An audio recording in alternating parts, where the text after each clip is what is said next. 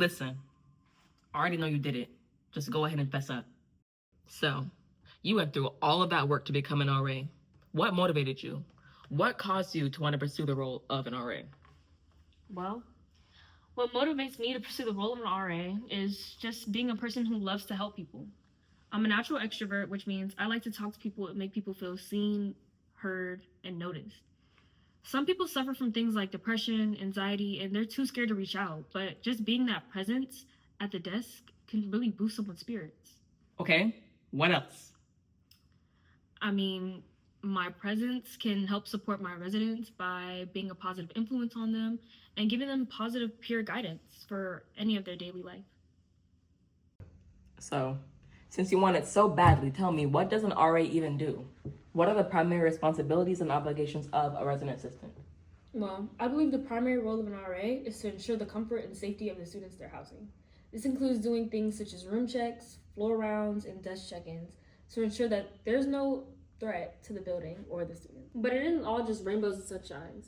You have to deal with things such as roommate conflicts, incident reports, and emergencies. With these situations, you have to deal with them with maturity, critical thinking, and positive guidance. So overall, I think that being an RA means to make students feel comfortable in their home while also making sure you enforce university guidelines. Interesting. We'll take a 5-minute break. But when I get back, though, it's no more Mr. Nice Guy.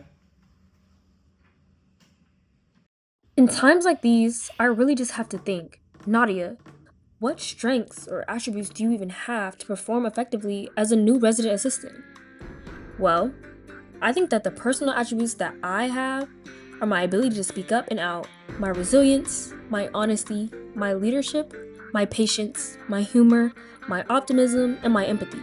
I think with these skills combined, I can be an RA that is fun to be around and easy to talk to, while also being an RA that knows how and when to effectively put my foot down when needed. Now my next thing I need to figure out is how to get out of this room. Where did the detective even go?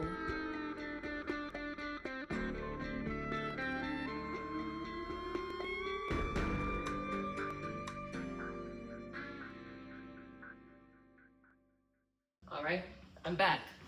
And this time, I hope you have some answers for me. So, this was a hefty crime. I'm sure you didn't work alone. So tell me, how would you contribute to fostering a collaborative team environment? Well, in order to contribute to a positive staff culture, I would curate helpful and efficient ideas that we can all agree on that fits everyone's personality for things such as the work schedule or housing events. I would also help them set up for their personal RA events, do things such as fill in for someone if they couldn't work, and also create bonding days so that we could all talk about our experiences as an RA so far, what we could work on, and what we're doing good in. Communication is so important among the staff because it keeps things positive and makes sure everyone's being seen, even with the differences in personality. But sorry, detective, I work alone. Work alone. With a mission of this scale, you had to have had help. If you didn't, how did you manage all those documents, deadlines, and documentations? How would you employ systems to maintain consistency within these hectic periods? When it comes to filing documentation, I would make sure I get these things done at the desk. Then, whenever I have some free period or free time, I would go do my rounds, make sure my residents or all residents are okay, and check the common areas to make sure they're clean. Once I come down, I would finish documentation, and if I didn't finish at the desk, I would go back to my room and make sure that I finish it before and ahead of the deadline. One thing I noticed about deadlines, documentations, and incident reports are that being an RA doesn't stop once you clock out. It means you're an RA for the rest of the day, the night, and the rest of the year. Nah, there's just no way. You know what? Tell me about a time when you proactively took initiative. How was the outcome and how'd you do it? Well, when I was a senior in high school, I was historian for a club called Minority Leadership Scholars. In this club, we did things for people of color and different minority groups. But in the middle of the year, the president dropped out due to unforeseen circumstances. When this happened, a lot of people were thinking about disbanding the group, but I personally disagreed. This group was a place for people to call home, people who didn't feel seen or welcome, and I couldn't just let it go to waste like that. So I went to our sponsor and I asked him if I could take her place. He knew that this would be a big responsibility for me, but he still approved me to take it. And When I did, I worked with my cabinet members to make sure that we created great ideas for the events, and we made sure that we still connected and stayed as one with the loss of our former president. This made me feel happy because I allowed the group to stay connected, and it allowed me to keep this safe space for everyone to be continued and thrive. All right. I think we're making a breakthrough, kid, but tell me. Say in your pursuit of becoming an RA or whatever, you got into a disagreement, say an argument. What steps would you take to foster trust and repair relationships with a resident? Well, I would give them a day or two to blow off some steam. After that, I would ask them for a conversation and have us in a secluded and private place so that I could focus on them and the conversation. Once we had that conversation, I would ask them where my communication or where my disagreement may have went wrong.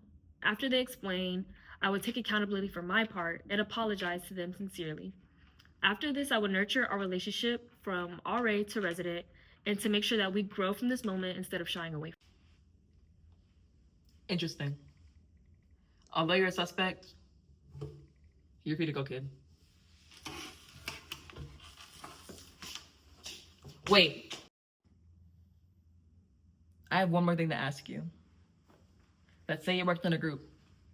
How would you make sure expectations are consistently communicated?